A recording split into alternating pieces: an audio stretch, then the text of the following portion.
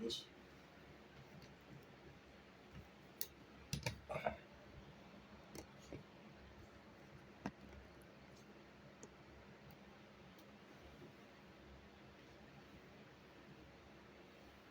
this brother Ira coming back at you with another lesson. And I'm gonna go into prophecies and a little bit about the chariots and UFOs. And I like to give all praises to Yahweh, Bashem, Yahweh Shah, Bashem, Rakakadash, Barakatah. You know, just go out to the bishops and elders, right those stones, and it's out to the holy elect. And I might get on some topics about chariots and prophecies today and what's going on in the world in these last days. And I like to start out with a verse going into that.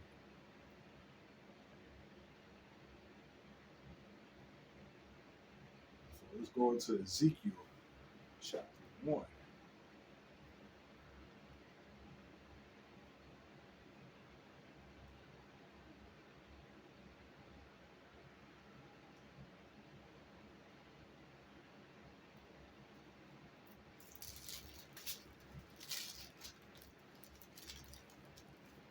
The book of Ezekiel chapter 1.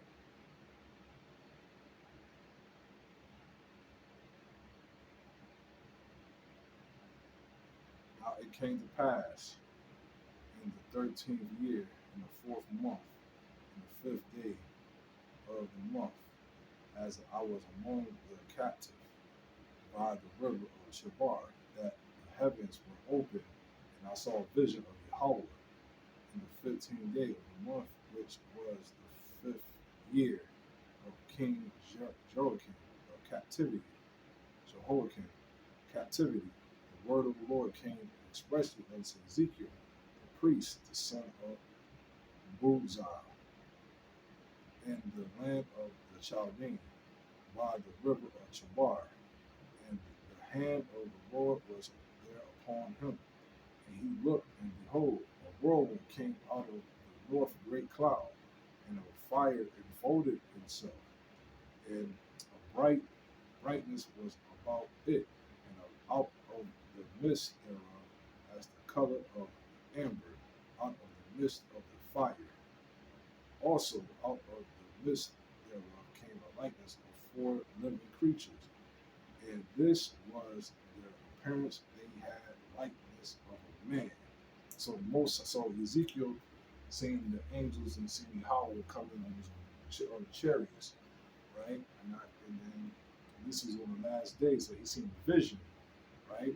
So this is what's going to come and to deliver the children of Israel, right? You're going to have these chariots going to come through the time of, when the nukes come and Jacob's trouble to deliver the elect, right? So he said he's seen 4 living beasts. One man looked like, it describes them. He said, verse 7, their feet were like straight feet, and the soles of their feet was like a sole of a calf. So they had like the cabbie boots, like the ninja feet, right? With the split toe.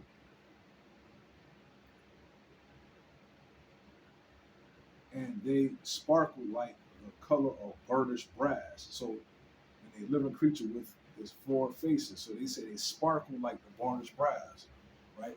Who else had that same appearance? The Hawashah. Let's get that. Revelation 1.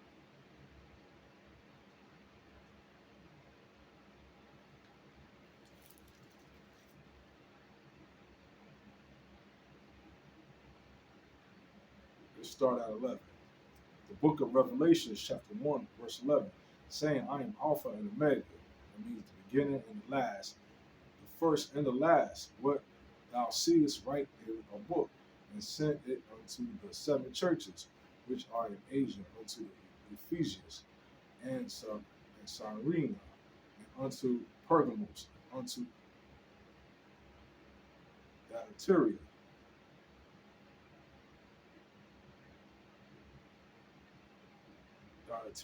Gutmos, and unto Thyatira, unto the Sardis, and unto Philadelphia, and unto Laodicea. And I turned and see a voice, and I turned to see the voice that spake with me, And being turned, I saw 7 golden candlesticks, and in the midst of 7 candlesticks, one like unto the Son of Man, clothed with the garment down to the foot. So he had a garment like what I got on. He said clothed down to the foot, and 7 stars, and out of his mouth went a sharp sword, two-edged sword, a sharp two-edged sword, and this countenance was as the sun shineth in his strength. So that means he had brightness. You know what I'm saying? In his face, he had all that aura, that hue, shining from him. And I saw and I felt at his feet, as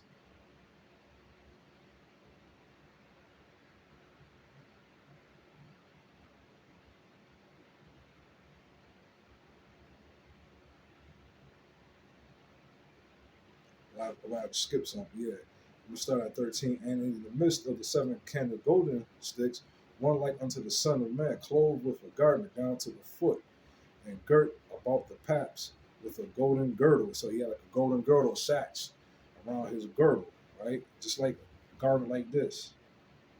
And his head and his hairs were like wool, was white as snow. His eyes is like a flame of fire, and his feet like unto fine brass, as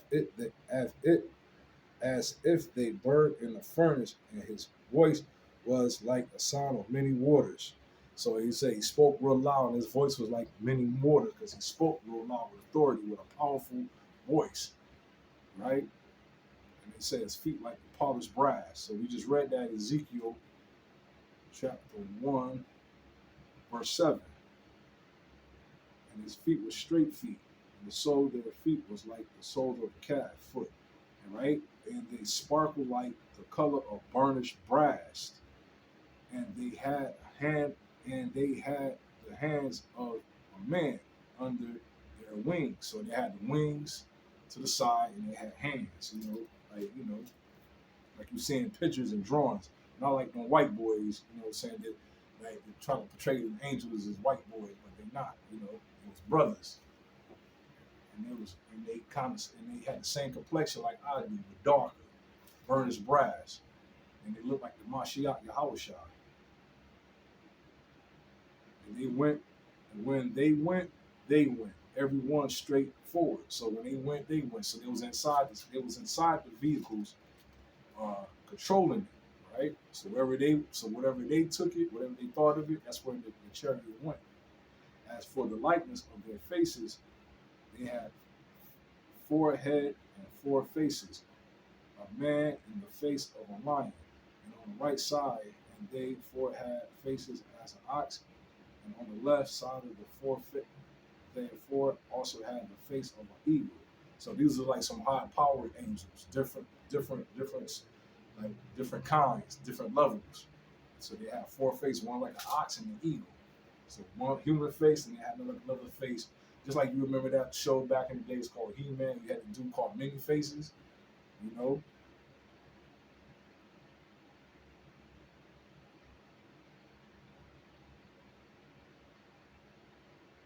like the side. They 4 also had a face of an eagle. Thus were their faces, and their wings were stretched upward towards the 2 wings on every one were joined one to another, and 2 covered their bodies. So they was like in a formation, like one probably was like right here, and the other was covered, they were like in a certain line, certain order, one to another, and 2 covered their bodies. And they went every one straight forward. Whether the spirit was to go, they went, and that they turned not when they went. So the chariots was like in a formation. My bad. The chariots was like one probably was over, above each other. One was in front. It was like in some type of formation order. And they went every one straight forward. With the spirit was to go, they went. So they was flying in like in a formation, a military formation, and they turned not when they went. As for the likeness of the living creature, their appearance was like a burning coals, a fire like the appearance of a lamp. It went up and down among the living creatures, and the fire was bright, and out of the fire went forth lightning, and the living creatures returned as the appearance of a flashing light. So they was going in this, so there was flashing light, so there was a battle, you know, and the living creatures ran and returned as the appearance of a flashing light. So they were just jumping at like light speed, disappearing. You know what I'm saying? Popping up. And now, as I beheld the living creature, behold, one wheel upon him on the earth by the living creature with his four faces, and the appearance of the wheel their their works was like unto the color of a beryl, and the forehead had one likeness, and their appearance and their work was as it were a wheel in the middle of a wheel. So it was like a circle on a circle. So you know when you see a chariot, you see like you look in the bottom, like it's over you, you can see like designs like a circle within a circle. Like, you know, it's like another circle and another circle, you know.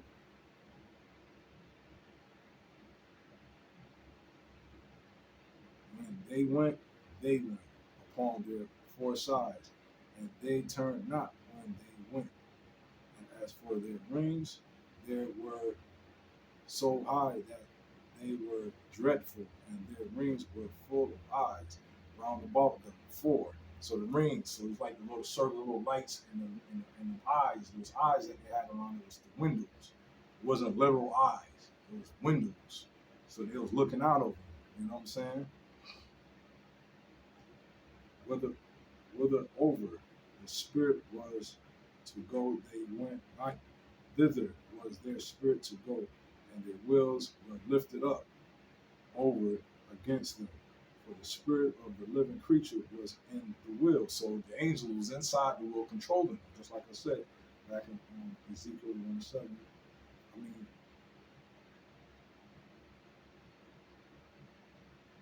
back in Ezekiel, the first chapter.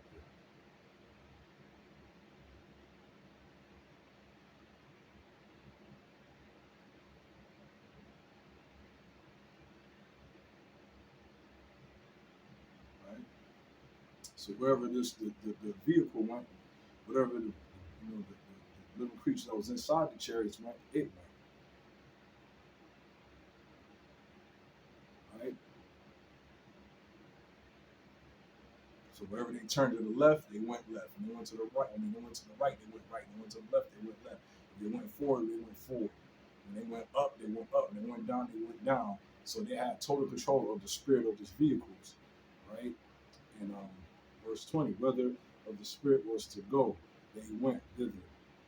Was the spirit to go, and the wheels were lifted up over against them. But the spirit of the living creature was in the wheel. Verse 21, when those went, these went, and when those stood, they stood. So when they went and they stood still, they stood still. You know, some, you know, and they lifted up over against them. For the spirit of the living creature was in the will. And the likeness of the firmament upon the heads of the living creature was as the color of a terrible crystal, stretched forth over their heads above. And under the firmament were their wings straight, and the one towards the other. Every one had two which covered one. This side of every one had two which covered on that side their bodies. And when they went, I heard a noise of their wings, like the noise of a great water, as the voice of a mighty voice, speech as a noise, and of the host. When they stood, they let down their wings, and there was a voice from the firmament that was over their heads. When they stood and had let down their wings, and above the firmament that was over their heads was likeness of a throne, and of the appearance of a sapphire stone. And upon the likeness of the throne was likeness of the appearance of a man above upon on it. So that was Yahushua, right? And I saw it as the color of the amber, with the appearance of the fire round about within it, from the appearance of his loins even upward, from the appearance of his loins and downward. I saw it as it were the appearance of the fire, and had brightness round about, as the appearance of the bow that is in the cloud. And the day of rain, so was the appearance of the brightness round about. This was the appearance of the likeness of the glory of the Lord. And when I saw it, I fell upon my face, and I heard a voice of one that spake. So he said, the time of rain, what was that rain? It was the nuclear missiles. It was nukes. And so that's one of the cherubs. So Ezekiel was giving you a vision on the returning of Yahushua, my shots, and the mighty angels come to make war with Esau. And where else we can get that precept? We can go to Ezekiel 13, verse 1. Not Ezekiel, I mean 2nd Ezra 13, verse 1. Let's grab that.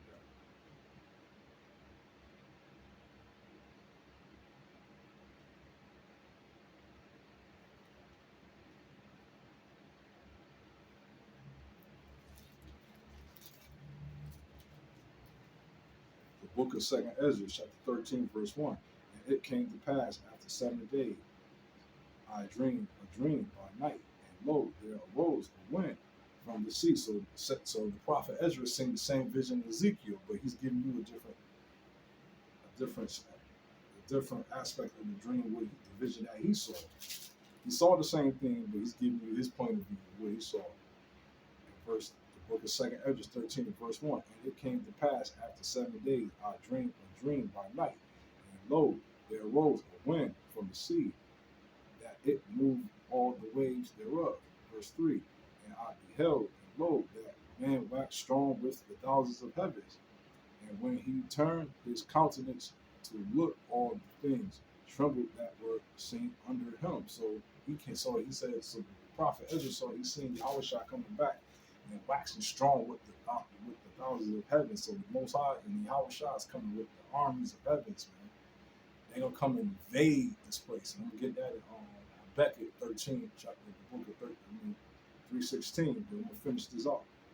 And whensoever the voice went out of his mouth, all that burned, they heard his voice, like the earth filleth when it filleth the fire. So beams came out of these chariots. So verse 3, and I beheld, and lo, that the man waxed strong with the thousands of heaven. And when he turned his countenance to look, all the things trembled that were seen under him. So everything trembled. So when the militaries in the world come together in the battle Armageddon in World War III, when the Lord makes his final return to save the elect and wage war on Esau and these other nations. So when the Lord said, when he turned his countenance, he seen, they stopped fighting. He looked, and he was frightened. It was like, like, oh my God, like you seen like on Independence Day when the aliens came, and you see how everybody looked, and they was terrified, they were shocked, and it was like, what is this? It was all like, oh my God, I can't believe this is, like, we got to be invaded. So they was all trembling, like, they couldn't believe what they seen. And after I beheld, and lo, there was gathered together a multitude of men out of number from the four winds of the heaven, to subdue the men that came out of the seas. Now, some people, bugged out Christian will say, see, he come out of the war. The sea, to the heavens, the Shemayim. So he's saying he's seen them come from out of the sea. That means he's seen them ascended, descending from the sky. He's seen them coming, teleporting, surrounding the earth, right? And after this, I beheld, and lo, there was gathered together a multitude. So it was gathered together a multitude of armies. You had the Russians, you had the Chinese, you had the Americans, you had the Lebanese, you had the Africans, you had the Chinese, the Japanese, the Arabs. All the nations going in the battle of Armageddon, fighting amongst each other, right? So there was that multitude. You had the Russians, the French, the British, right? And after this I beheld, and lo, there was gathered together a multitude of men out of number from the four winds of the heaven to subdue the man that came out of the sea. But I beheld, and lo, he had graven himself a great mountain that flew upon it. So he said he had graven himself a big mountain that he came upon it. So it wasn't no actual mountain. So Ezra thought it was like a mountain. This is how big it was. He thought it was a mountain that he took it from someplace off the earth, but it wasn't. It came from out of the sky. And he was right on top of it. I mean, not really on top of it. He was inside of it. You know what I mean? He was able to see him, right? You know, leading the charge against this war, right? But I beheld, and lo, he had graven himself a great mountain, and he flew upon it. But I would have seen the region of this place whereout the hill was graven, and I could not. So he said he couldn't find the region of where this hill, where this mountain was graved up out of. He couldn't, because it was so big. He looked around. He's like, where did he get this from? It's like a mountain. But it was the Chariot, which you would call the UFOs today, or UAPs. This is how big it was. He couldn't find what he grave it out of. It was like an endless. It was so big. It was actually bigger than the earth. But only I saw. He said, and lo, and I saw the violence. So, okay, but I would have seen the region of the place whereout the hill was graven, and I could not. And after this I beheld, and lo, all they which were gathered together to subdue him were so afraid, yet durst fight. So he was also afraid, but yet durst fight. You know, they was afraid, but they had to fight. You know, even though you might see a big bully dude, big dude that you like Craig. He had to fight Debo. He had no choice. You know what I'm saying? Even though he probably thought he couldn't beat him, but he was like, man, I gotta fight. You gotta do what you gotta do, or get pounded up on, or maybe get put to death. So the military seen that how big this thing is. It was like, man, they in their hearts knew they couldn't defeat it, but they knew they had to fight it because the Most High put the spirit on them to fight, right? But only and Lord, and he saw the violence of the multitude that came hither, neither lifted up his hand, nor held sword, nor any instruments of war. So the Lord said he seen the multitude, he seen the violence. It was coming to him. They was about to get, trying to give the Lord the business, but he ended up with sword, no instruments of war against them, right? But only I saw that he sent out of his mouth, as it had been a blast of fire, out of his lips a flaming breath, out of his tongue he cast out sparks and tempests. So not literally, because I thought at one point he was literally casting out fire, but no, it was from the concentration beams of the bottom of that chariot, just like on Independence Day when he blew up when he blew up the what you call it, the White House. It was like a beam, like a concentrated beam came down and destroyed it. I'm gonna show you. Let me see that. Let me see if I can get that.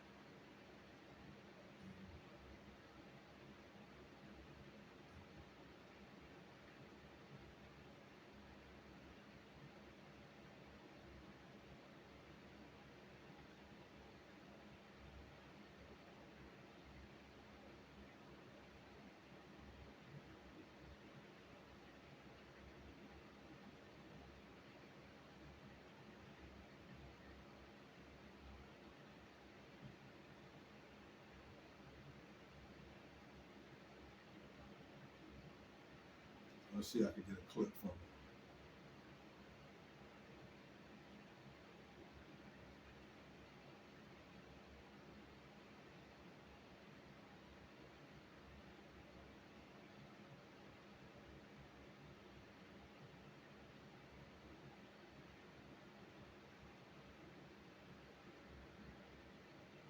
See, this is what Ezra saw. See, this is what Ezekiel saw. That fire enfolded in itself. See, this is what Ezekiel had saw.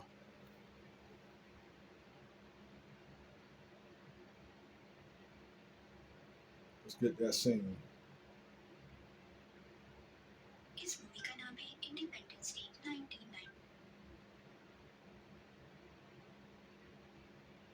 बड़े बड़े spaceship खाली खत्म हो जाता है।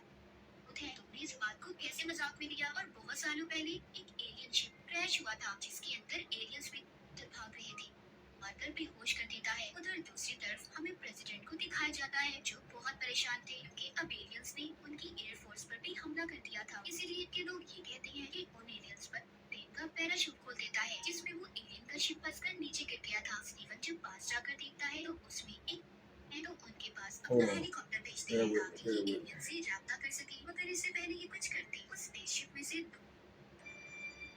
Here we go.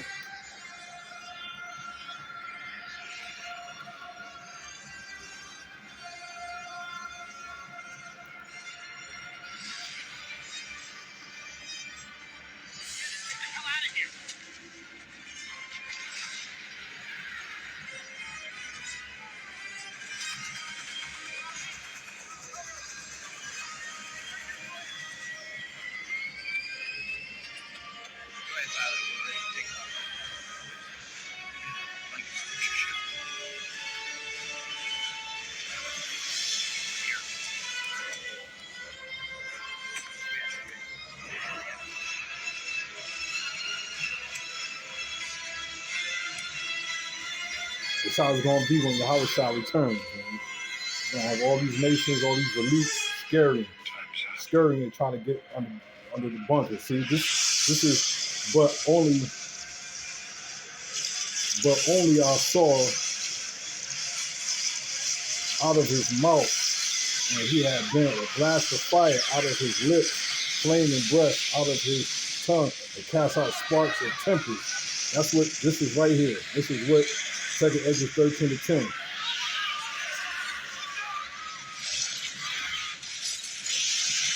That's what Ezra saw. The only difference is it was going out onto the military. So he had a breath of fire that came from the bottom of that chariot.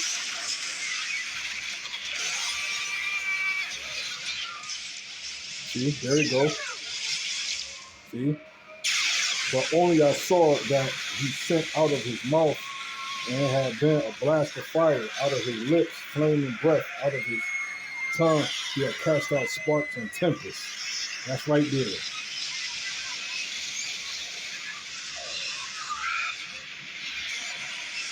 That's exactly what the prophet Ezra saw. That right there.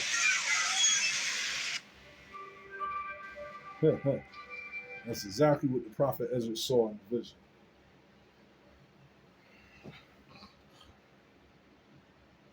In verse 11, and they were all mixed together, the blast of fire, the flaming breath, and the great tempest, and fell with violence upon a multitude, which was prepared to fight, and burnt them up every one, so that up on a sudden of an innumerable multitude, nothing was to be perceived, but only dust and smell of smoke.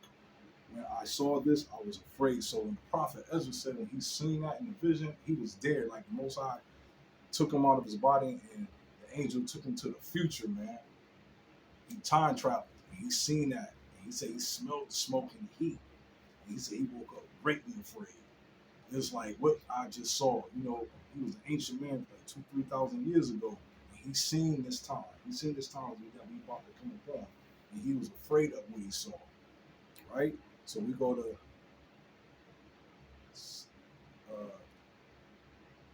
book of Habakkuk, chapter 3, verse 16, 3:16. Habakkuk. So Habakkuk saying the same thing.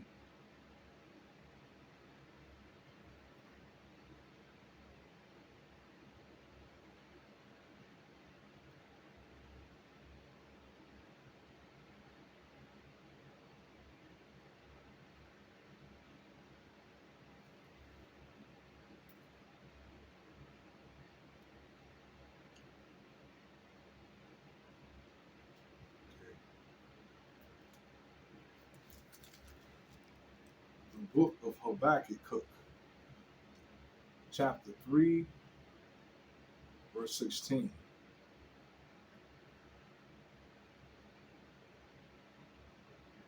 Start at 15. Thou didst walk through this. Start at 15. Thou didst walk through the sea with thy horses, through the heaps of great waters. Verse 16, when I heard, my belly trembled, my lips quivered at the voice, rottenness into my bones. And I trembled in myself that I might rest in the day of trouble. When he cometh unto the people, he will invade them with his troops. He said he would invade them with his troops. See, that's why you get all these space, Esau make all these space invasion movies, because they got that from the scriptures, man, from the Holy Bible, man. So the Lord is going to be an invasion, where there ain't going to be no aliens with no big heads and big eyes, no grays, no aliens with Sigourney Weaver, uh, no scrolls like on Marvel comic books. It's going to be Yahweh Shai and the mighty angels, and they all appear to be so-called black men, man. Our people that's from the heavens, from another realm, is going to come and deliver us and destroy this country and his allies and Esau and his millions, right? Let's get some more scriptures on chariots.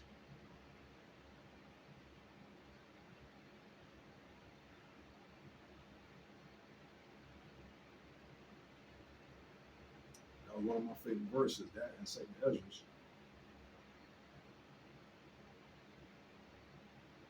Let's get Second Kings chapter 2, verse 11.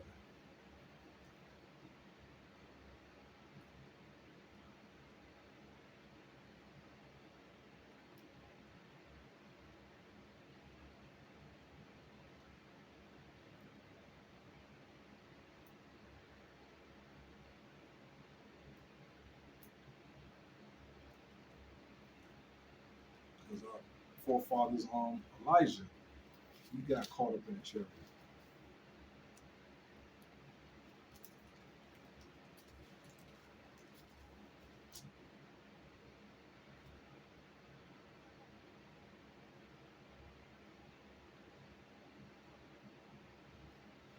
Right?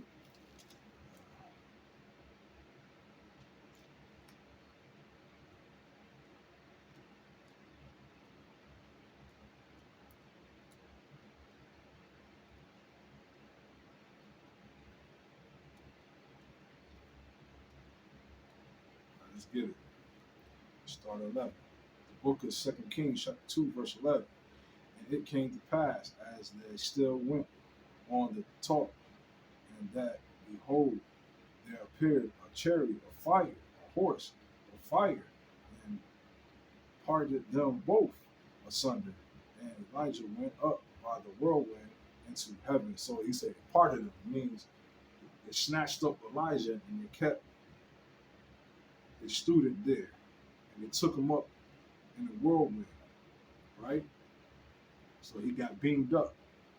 Verse 12, Elijah saw it and he cried, my father, the chariot of Israel. So the chariot of Israel, so it has a name.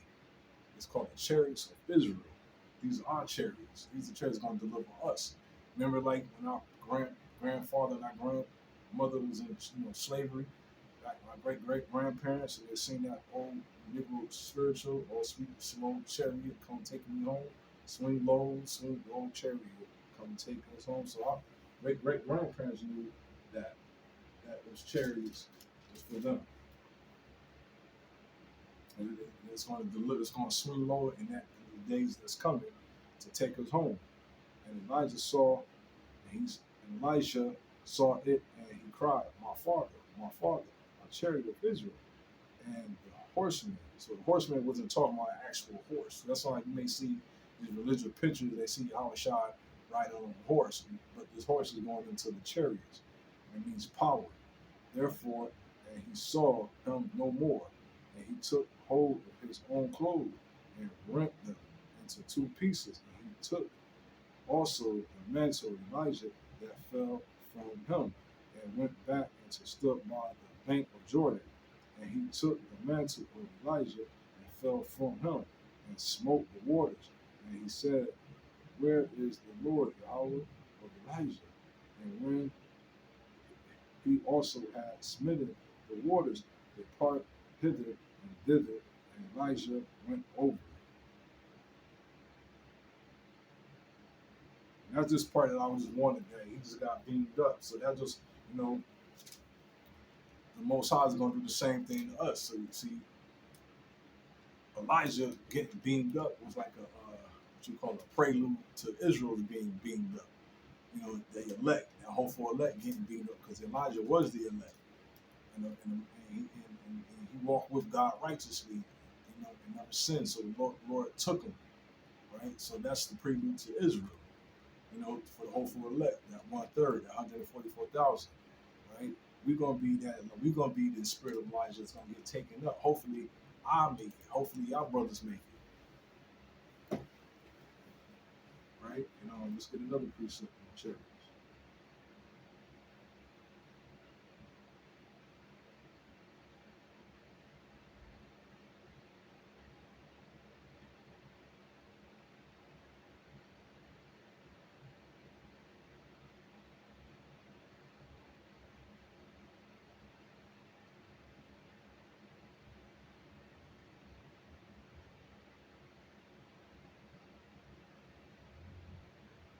Let's get Isaiah 60 and 8.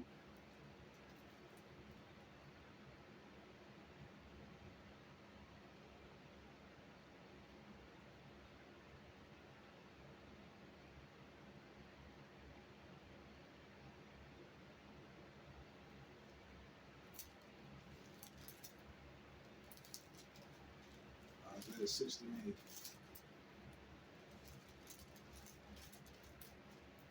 The book of Isaiah, chapter 60, verse 8. Who are these that fly as a cloud and as the dove to their windows? Surely the eyes shall wait for me, and the ships of Tarshish first to bring thy sons from afar, their silver and their gold with them unto the name of the Lord thy Yahweh, and to the Holy One of Israel, because thou hast glorified thee. So he said, who are these there? Who are these that fly as a cloud and as the doves to their windows? Woo! So that's how they're gonna come into America, man. Babylon the Great is gonna flow right into the windows of this place, man. They're gonna look like clouds, like doves. I'm gonna show you some more pictures, more videos of chariots.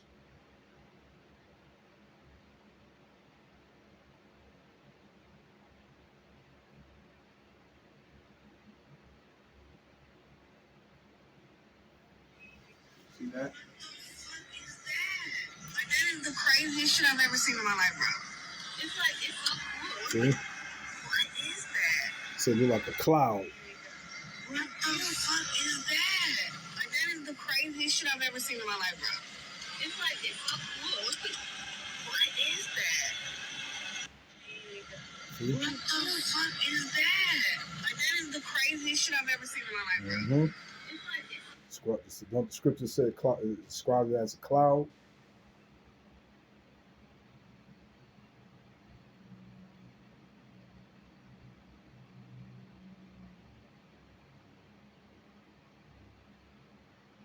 I think I got some more.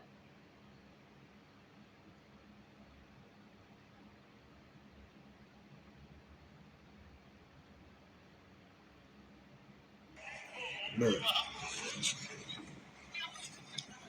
See? It's like a cloud.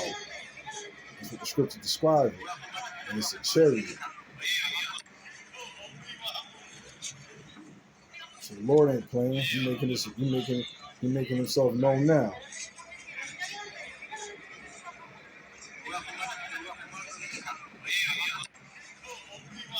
See?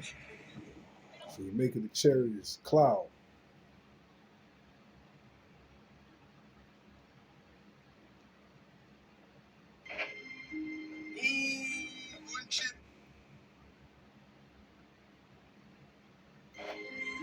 That's probably a blast from the chariot.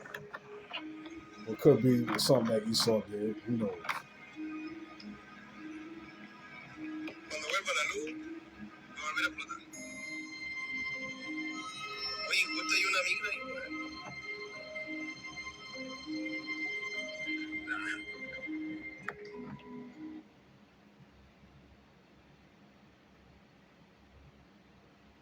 Let's get some more.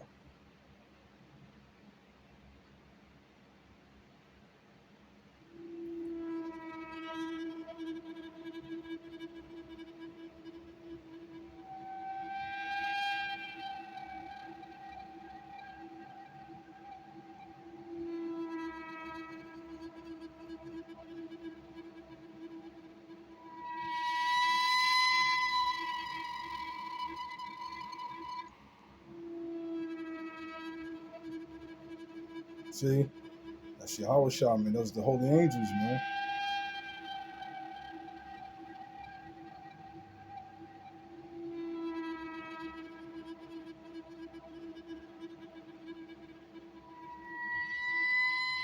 Get some more. Watch this right here. Watch this. The thunder and lightning hit that lightning bolt. That's probably a chariot did that. Watch this.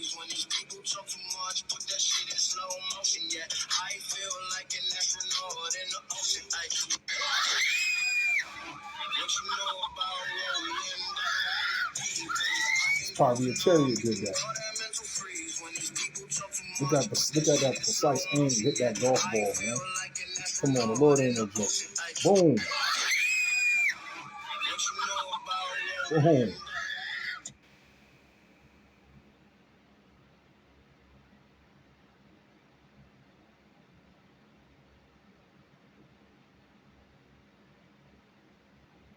Look at this. As the plane soared above an unfamiliar region in China, a passenger gazed out of the window, capturing a captivating video. A sense of awe and curiosity filled the air as the passenger's camera focused on a peculiar sight. A disc-shaped object, about the size of a small car, effortlessly gliding in parallel to the airplane, near one of its wings. The crispness of the video allowed the viewer to perceive the details of the disc distinctly. As seconds passed, an intriguing occurrence took place. The mysterious object seemed to activate a device of some one sort, of these, creating a mesmerizing effect. Space and time itself appeared to fold around the disc, as if the laws of physics were being bent to its will. The passenger's video captured the surreal moment in all its glory, a testament to an encounter that defied conventional understanding. As the object sped away from the aircraft, its velocity accelerated to a staggering 24,000 miles per hour, leaving an indelible impression on the mind of the witness. Wow, that's heavy. Let's probably get some more.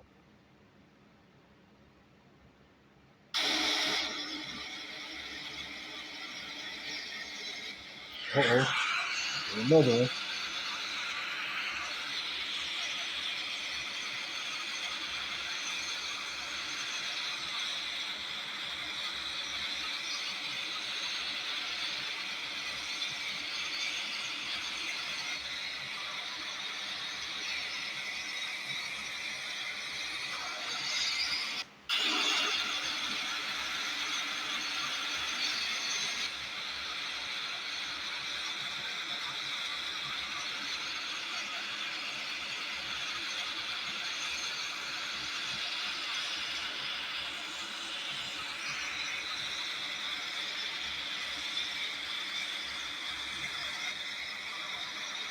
Yeah, that jet fighter can't keep up with it. It's another one to get though.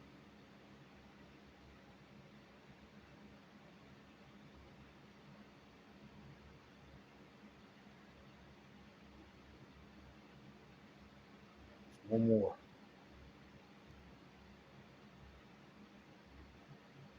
It's my favorite one. Here we go.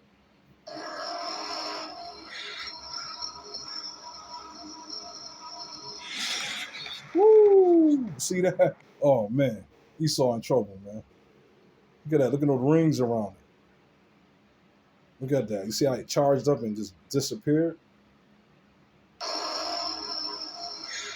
That's what Ezekiel saw.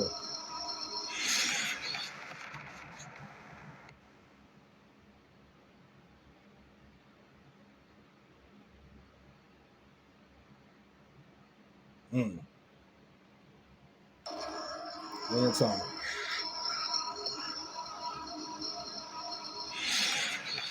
Woo!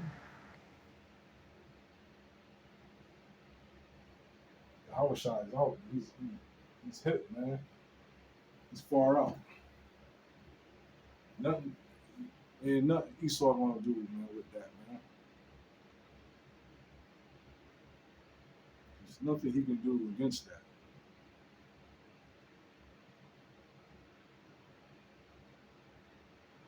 There's nothing he can do against that.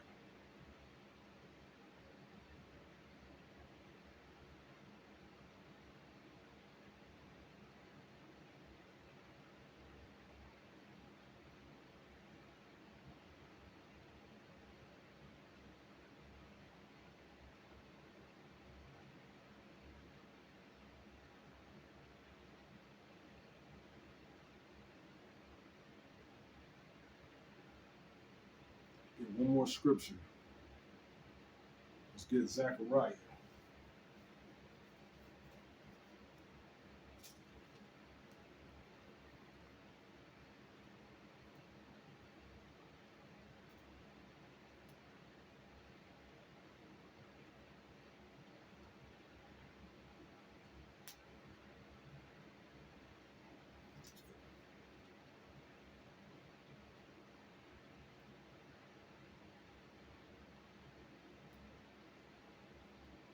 Let's get the book of Zechariah, chapter 5.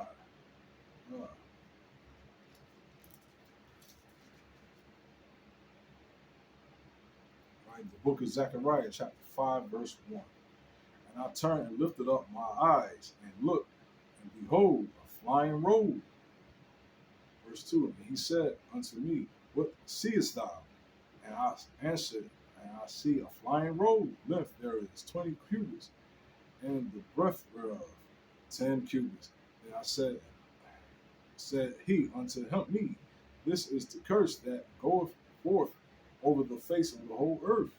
For every one that stealeth shall be cut off, as on this side, according to it, and every one that sweareth shall be cut off, as on that side, according to it. I will bring it forth, saith the Lord of hosts, and it shall come into the house of the thief, and into the house of him that sweareth falsely by my name, and it shall remain in the midst of his house, and shall consume it with the timbers thereof, and the stones thereof. And then the angel that talked with me went forth and said unto me, lift up now thy eyes, and see that is this that goeth forth? And I said, what is it? And he said, so now he said he seen the flying robe, and he said it should enter the house of the thief. Who's the thief? Your boy and our boy, Esau, Edom. The nation of Esau, man. The nation of Edom, man. The red people. See? These people right here. These, they the thief. They the thief. They one who stole you, and they stole this country which you call America, which the Native Americans and Mexicans was living here first, and they stole it from. So this is the house of the thief, and that's who they come to get, right? Because these demons, man, they about to try to, they are moving on, setting on their new world order, and they about to get ready to get things popping, man. And and our people's not ready for it, And I'm about to go into this other lesson to segue to this other lesson,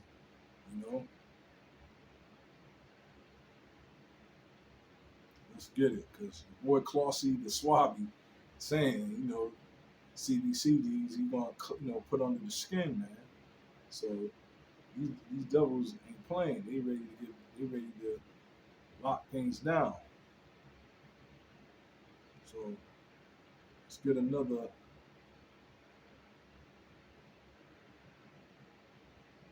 video.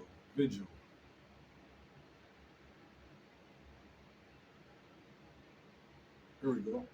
Here's a question. Would you let someone implant a microchip into your hand if you would receive $2,000 a month. A month in return for getting a chip put in your hand. You heard me right. We'll give you universal basic income, basically.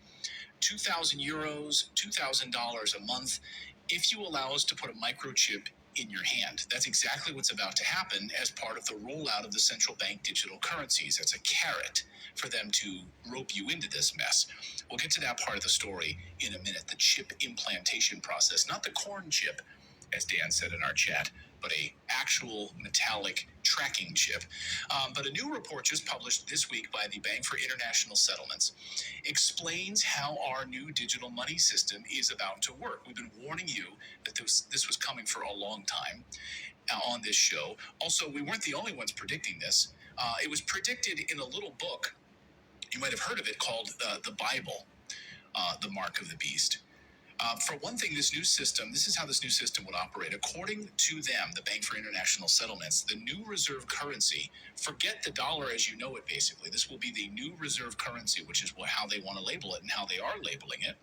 This would be used to settle all transactions. As everyone moves away from the US dollar right now, this seems like perfect timing to be moving to this new system. So are they purposefully torpedoing the US dollar? So get ready. Our people not ready. For a global, what's going on, man? Everybody's still, living their best life. They don't know things about to change. We don't believe in conspiracy theories. These drug dealers, man, they're gonna be hurt. But you have to wonder. It drug could dealers gonna include the confiscation they want of paper all money. property, physical So you property. can't be on Facebook By making assigning money phones every and item would receive putting a money on, real, put every $1,000 real on world the item bed would front receive and its stunt own no unique more. digital token. That money, So what do you guys think about that this, right? paper This dollar about to idea be that obsolete soon. they could, I'm not saying they're going to, but your car, your house, all of these sort of physical items that need a token process, you have to get them digitally tokenized in order for you to claim ownership of these items. That's crazy. No more selling cars that's without a digital measures token. That the Right? No about black to take, market of selling cars. They all have to be tokenized. They all have to have a digital tracking ID to know exactly who owns them through this, what they call this transparent process. So it's like a blockchain for the world. Right. I mean, it would be on the blockchain, right? Everyone would be given a tokenized digital ID. And I'll explain more about exactly the tokenization process in a moment. But basically, the idea that if you don't comply with this, then we're going to take your property and tokenize it ourselves is the idea.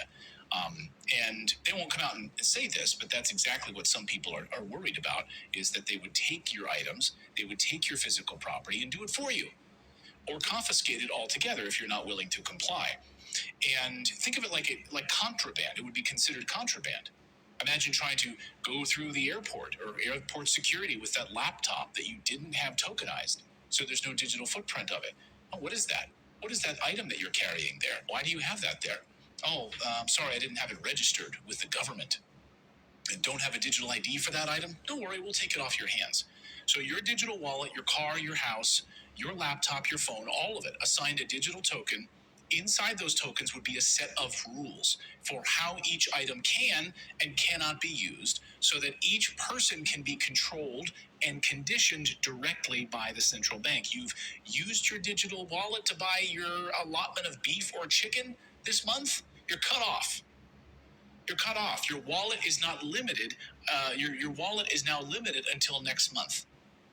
And by the way, you think this is like a conspiracy theory? The Federal Reserve, literally on their website, loves and talks about the benefits of expiring currency, the expiration of currency. And hey, China's already doing it, in part. So there's already limitations and expiration of currency. We already have this, and the Fed is openly talking about this on their website. Think this is a dream? Okay, just wait until it happens. Let's actually let them describe. So here is, after this Bank of International Settlements rolled this out last week, here is their tokenization process in their own words. Just watch sort of let me know if you think that this is creepy in any way. Watch. See, it's devil, man. Tokenization is more than just a digital Everybody's representation in on of even money and assets. Moab and Ammon. It involves digital representation Madar on a and programmable the platform, Russians, which they means all that into tokens it, can they all tied incorporate into the this new rules and digital logic currency governing that's coming. transfers, as well as the This is what information they push. about the asset itself. Now, currently, money and other claims reside in separate databases that are connected through third-party messaging systems, meaning that transactions need to be reconciled separately before being settled with finality. Tokenization makes all this one seamless operation. Tokenization is well suited to resolve incentive and information problems. Think of an example where a buyer would like to pay when the goods are delivered, while the seller would like to deliver the goods when the buyer pays. Tokenization can solve this problem by executing both transactions at the same time. So two real-world applications. So they talk about this. They talk about this tokenization as solving these problems, right? It involves the representing the ownership rights of real-world assets as digital tokens on a blockchain. In other words, you own a car, and that's confirmed because there's a digital token saying you do, and it's confirmed on the blockchain. You wouldn't need to go do title searches and all of your antiquated things like that when selling your car. It's already on the